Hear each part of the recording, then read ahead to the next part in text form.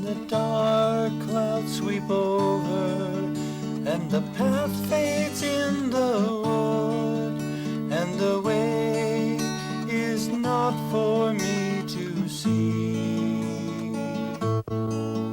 When I have no one to follow, but may find one follows me, may your voice be heard inside my heart and my thoughts be turned to thee. O Lord, be seen in all my days, your most transcendent person, your mysterious ways. Oh, may I always sing your praise, no matter how you appear to me, or the future you reveal to me, of all the things I am to be, let me be your love.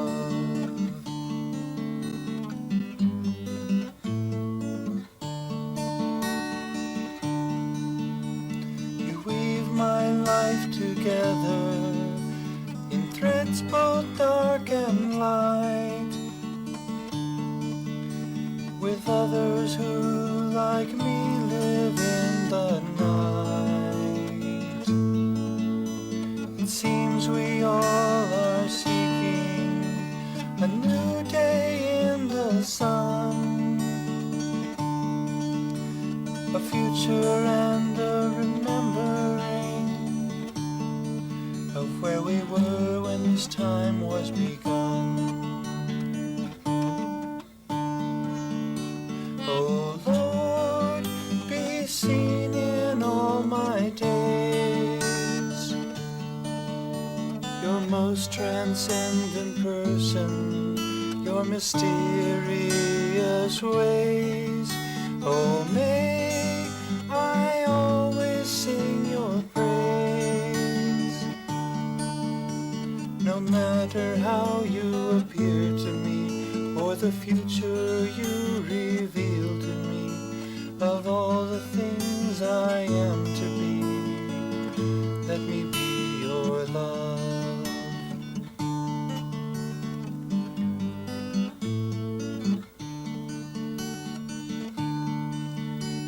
A tapestry of ages and of hopes and lives and dreams, made from so many pieces, yet without seams. You meant us for your garment, a robe to show your form, a reflection of your person, a way to be without a preset norm. Oh Lord, be seen in all my days, your most transcendent person, your mysterious ways. Oh, may I always sing your praise, no matter how you appear to me, or the future you reveal to me, of all the things I am to be, let me be your love.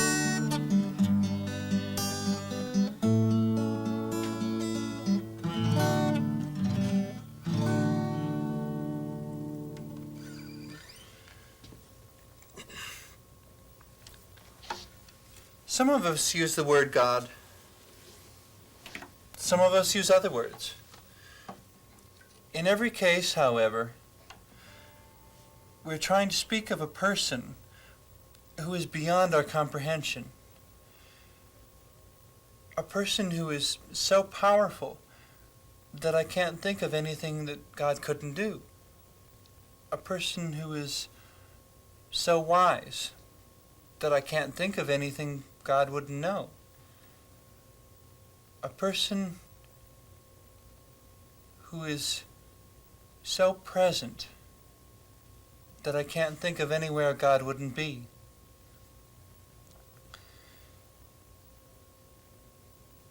Wherever God is and has been, people have noticed and try to understand using the limited tools of language and art.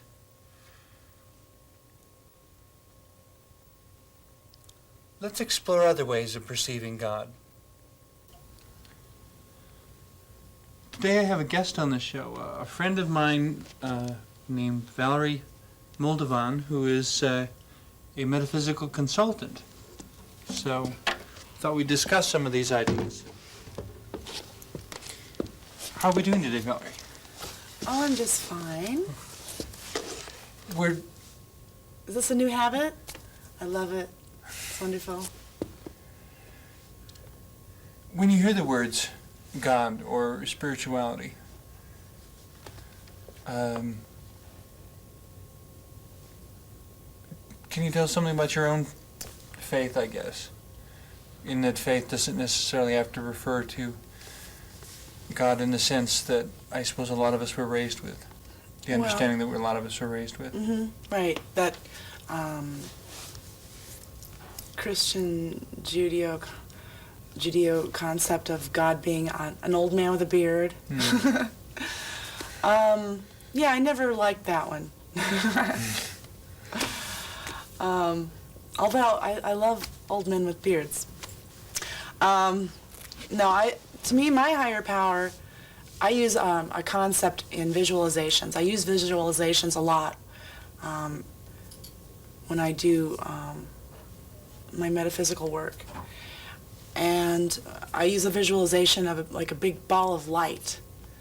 Although in my understanding of what I believe my higher power or God is, I feel that God is omnipotent, and which means that he's he, she is everywhere in everything, and therefore that would make it the physical universe, the emotional universe, the spiritual, mental universes. Does that answer the question? It's just an ongoing discussion. Oh, okay. Because we've already recognized how it's so difficult to talk about something transcendent because our language isn't built to take in things that we don't know about or that we can't make final conclusions on because we're still learning and still growing and that's probably part of the reason why I've studied so many different religions and sects of different religions, because I feel like everything I have studied is like another little tiny wedge of the pie of the total circle of understanding about God consciousness and what it means. And the more different perspectives I see, the more puzzles I get, the more puzzle pieces I get in my picture, the more it makes sense to me. But then, of course, the more I understand, the less I think I know. So I don't know if it's to my advantage. Sometimes I'm thinking, oh, just when boy. you think you have a 500-piece puzzle, it begins to look like a 1,000-piece puzzle. Yeah, or more. Or a zillion-piece puzzle. Wow, look how big that is. In your study of these different religions, what sort of things do you find, things that might be considered common threads with different names, maybe? What do you mean exactly? Well, for instance? The Creator. Mm-hmm. American Indians refer to the Great Spirit. Right. Christians refer to God. In both cases, they're talking about a transcendent person who is somehow present in and through everything and made everything, and yet is somehow beyond the comprehension of everything. Mm-hmm. All right. So you're wondering what exactly? Well, as you said, you studied a lot of different religions. Yes. I'm curious, in that study, if you found common threads, in the same way that always. that I could suggest Always. there are a lot of similarities between the Christian idea of God and the Great Spirit of the American Indians. Not only do I see, your hands are warm. Not only do I see similar threads running through all these different faiths and religions, I also see them running through different science, like quantum physics, and Jungian psychology, and just to name a couple.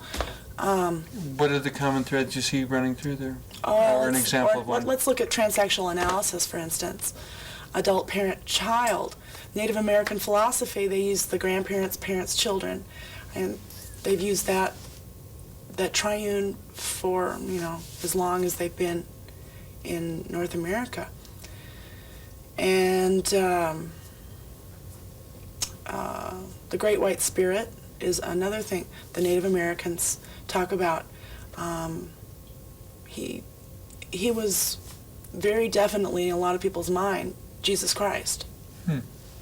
So, which is very interesting. Of course, Europeans came to this country and they believed the Indians to be without religion, and that they worshipped animals and plants. And they didn't understand that the Native American philosophy was to respect the spirit in everything with great reverence.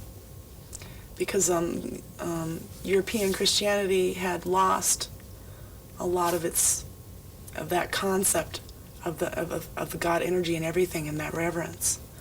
Although I think a lot of pagan religions continued to keep that, but there was such a division during certain periods in history between the matriarchal communities and religions and the patriarchal religions and communities. And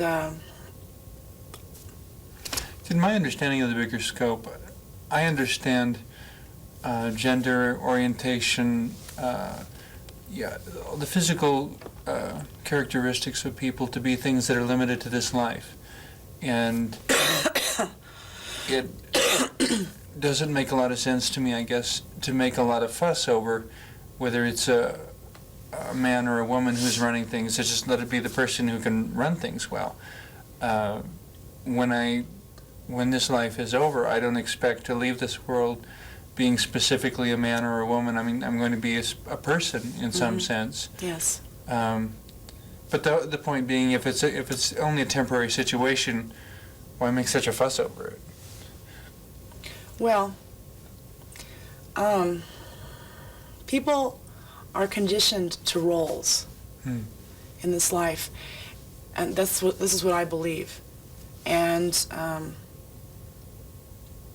when you have the opportunity to look at life from both the male and the female perspective, I think it sometimes is difficult to understand why males and females are constantly at war with each other. At war with each other? Yes. Well, it's the dichotomy, it's the polarity. We live in a seemingly physical, dense realm. Of course, we don't just live in the physical, but that's what we talk about a lot. We also live in our emotions. We also live in our minds. We also live outside of our ego. But when a person is trying to comprehend who they are, they oftentimes look at the very physicalness of it all and their emotions. Looking in a glass mirror and seeing a specific physical representation. Right. And we're all, if I'm trying to please a certain group of people, then I'll try to succumb to what they think I am. Birds of a feather flock together, and if people keep telling you what you are, then you become it. Unless you have a very strong sense of who you are and you reject what they say to you. But, we are all male and female. Everyone is. But roles are safe. People know, they like to know who they are. And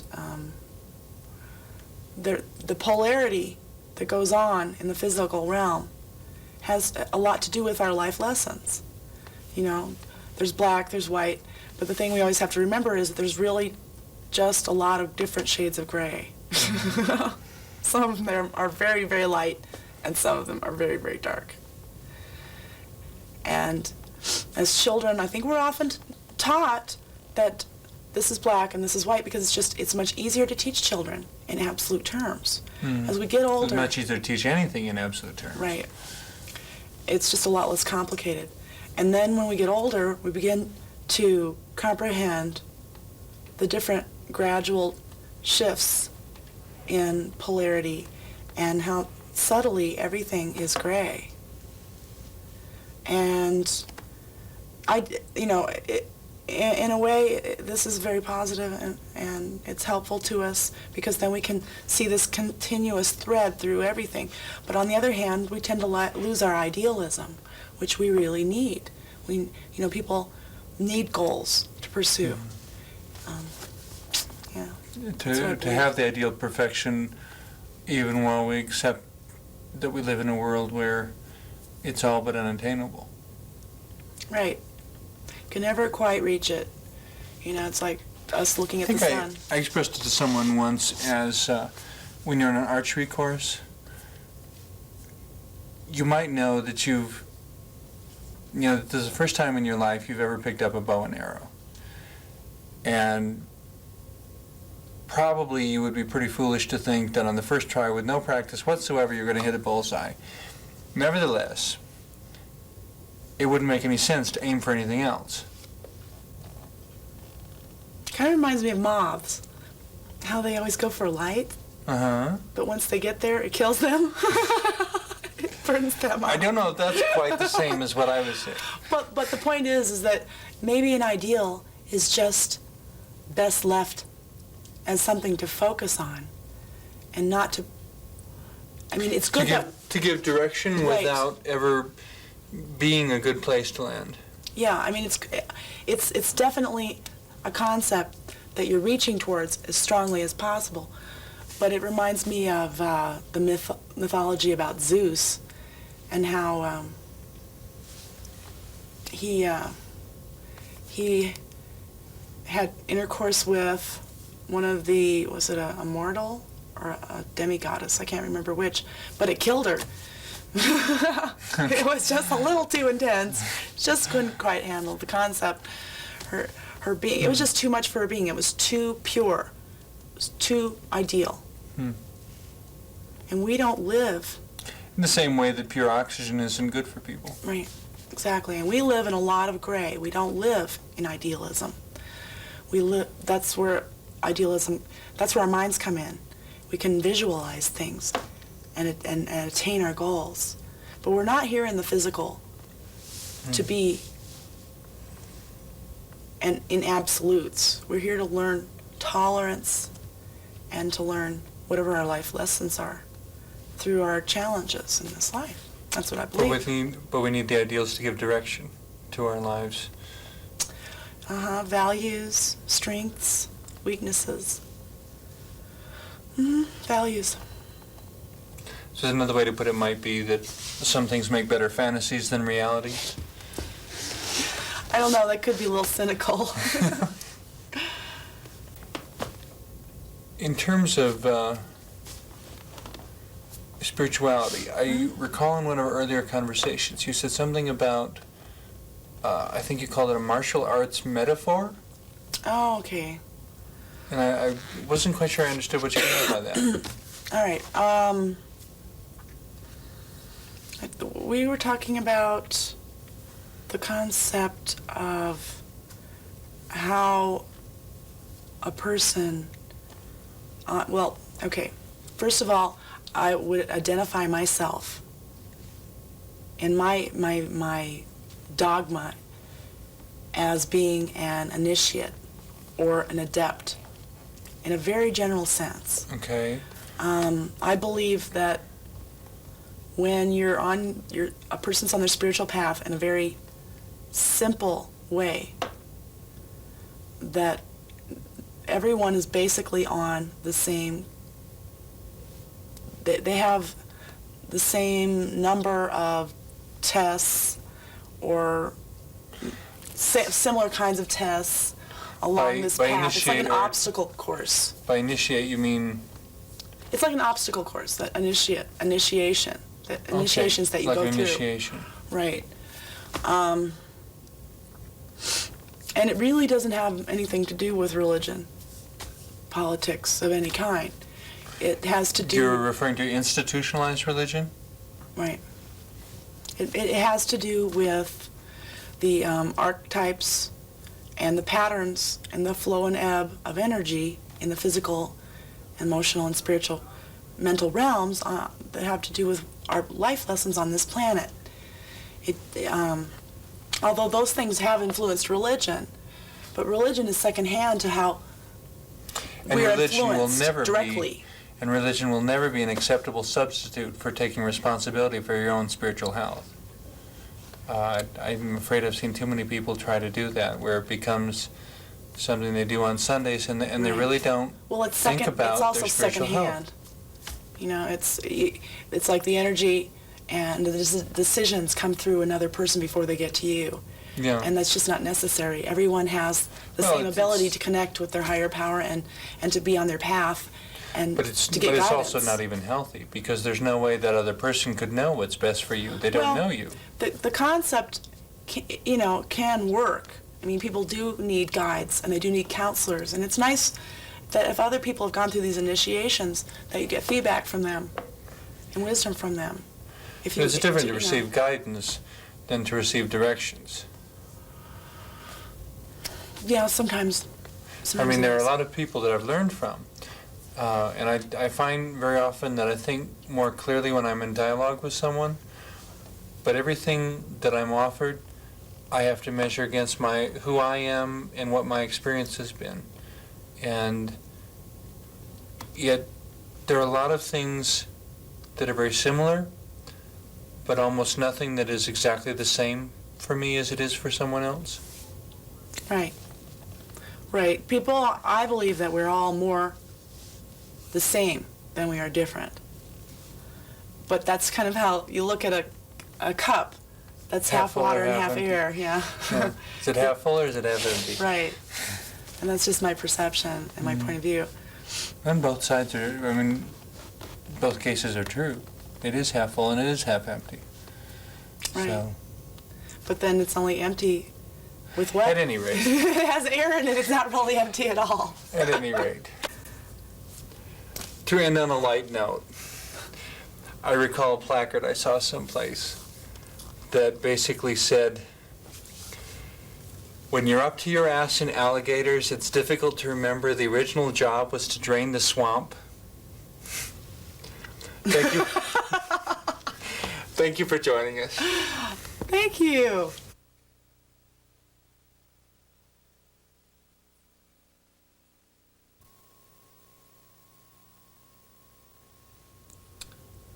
In one of his books, the author Leo Buscaglia asked the question, why does everyone assume that they're born knowing how to love? A similar question might be, why does everyone assume they're born knowing how to communicate? And by that I don't mean the language, because that is something we learn as we grow up, by hearing it from our parents and other people around us. But learning how to communicate, or perhaps people assume that the ability to communicate comes along with learning a language. But it's so much more complex than that. To communicate, someone has to send, there has to be a sender and there has to be a receiver. And these two people switch roles in a continuing exchange of information. Someone to send a message, and someone who hears the message, receives it, and responds to it. Then we have the added problem that words are understood differently, and that words can be spoken to mean different things as well. The same word in a dictionary might have 5 different listings for what it could mean, and then by altering the tone it means something different yet. To some people, to say, let's be polite, is something that makes them very upset, because they don't want to be polite when there's something that they feel needs to be spoken about. They don't want to be polite when there's something bad going on. They want to speak up. In other cases, being polite is something that maintains a kind of a civil social peace. It's something that maintains a distance. There's so many different ways that that single word can be used. And then we have thousands upon thousands of words in our language to draw from. And each of them can be understood differently, depending on the tone of voice as well. And then we have many different possible messages. There's what I said, what I thought I said, what I meant to say, and then on the other side, what you thought I said, what you thought I meant, what the words were that I said. It gets confusing in no short time at all. Ultimately, it would seem that it's more reasonable to expect to be misunderstood than to expect to be understood. Therefore, we must remember not to give a negative reaction too quickly or easily. And we must be always quick to forgive the mistakes of others, so that we may be quickly forgiven also.